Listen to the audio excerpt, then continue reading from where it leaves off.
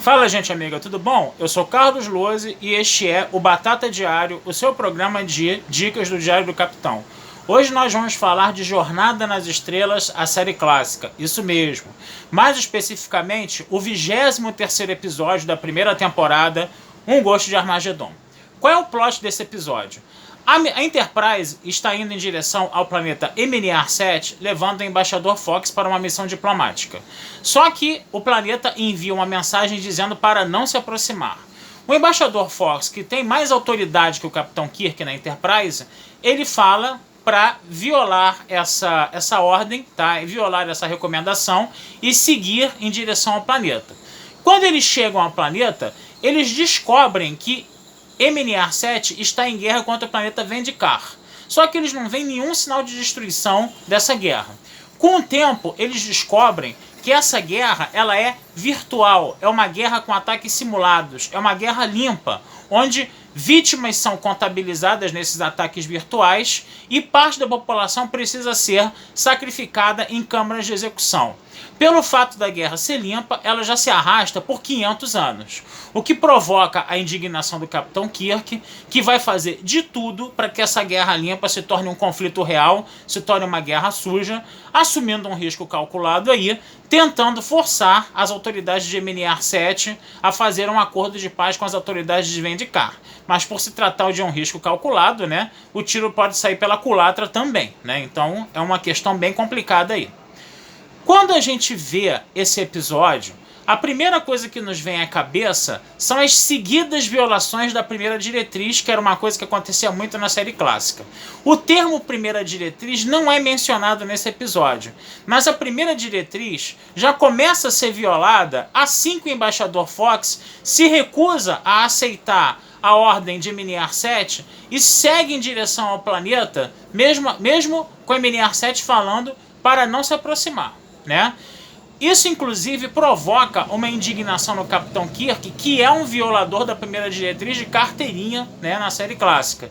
E ele, inclusive, também vai violar a primeira diretriz nesse episódio, quando ele vai fazer de tudo para que essa guerra limpa, né, de MNR-7, que já se arrasta por 500 anos, se torne uma guerra suja para terminar logo esse conflito, né?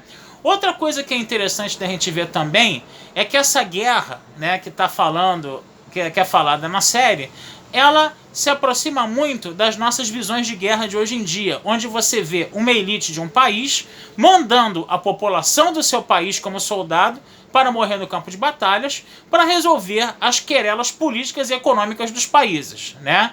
Ou seja, você nunca vê quem está lá em cima, quem está mandando, quem está governando, quem está na elite, ir para o campo de batalha dar a cara para bater. Eles mandam mesmo ao povão e é isso aí. Então, é um outro sinal também que você vê aí em Jornada nas Estrelas, que aí você percebe como esse episódio está realmente criticando a guerra e assumindo uma postura altamente pacifista. Outra coisa também que é legal de ver é a participação de Leonard Nimoy no episódio, que foi muito legal e foi muito divertido. Vou falar 3 momentos rápidos aqui. Num primeiro momento, eles estão presos numa cela, né, com um soldado, né, com um guarda do lado de fora, né, e Kirk fala para Spock tentar fazer, vamos dizer assim, a sonda mental dele, né, a sonda mental vulcana, no guarda, né, para fazer o guarda desmaiar. Então, o Nimoy vai usar todo aquele gestual, né, com os dedos, né, que ele criou para o personagem Spock, né, na parede da cela, para fazer, né, o guarda desmaiar, né, que aí você vê aquele show de interpretação do Leonard Nimoy, todas aquelas criações do Nimoy para o Spock, né, esse daí é o primeiro detalhe. O segundo detalhe, né, é até um detalhe engraçado, que ele vai usar a pinça neural vulcana, né, para fazer, né, vamos dizer assim, um guarda desmaiar, e antes disso ele usa um certo sarcasmo, um certo humor ali, dizendo para esse guarda, né, que existe um artrópode em cima de seu ombro. Um artrópode, né, uma aranha, no caso, né, e quando o cara olha para o ombro, né, quando o guarda olha para o ombro, tá lá a mãozona do Spock parecendo uma enorme aranha, né, fazendo ele desmaiar. E um terceiro momento também muito interessante é quando o Spock fala, né, que até entende a lógica das autoridades de MNA, mas que não concorda com elas, ou seja, ele estabelece a diferença entre compreender uma situação e não concordar com ela, tá? É interessante essa argumentação do Spock aí. Outra coisa interessante também foi o debate final do episódio, né? Quando o Kirk está lá na Enterprise, sentado na sua cadeirinha de capitão, e o Spock está lá do lado, e eles conversam sobre o que aconteceu no episódio, né?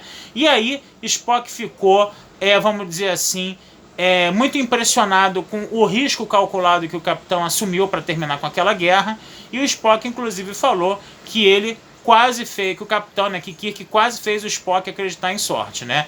E o Kirk, né, dando uma alfinetadinha, também falou que o Spock quase fez ele, né, acreditar em milagres, tá certo? Então, esse é um episódio muito legal de Jornada nas Estrelas, da série clássica. É um episódio que segue bastante a linha pacifista da série, né?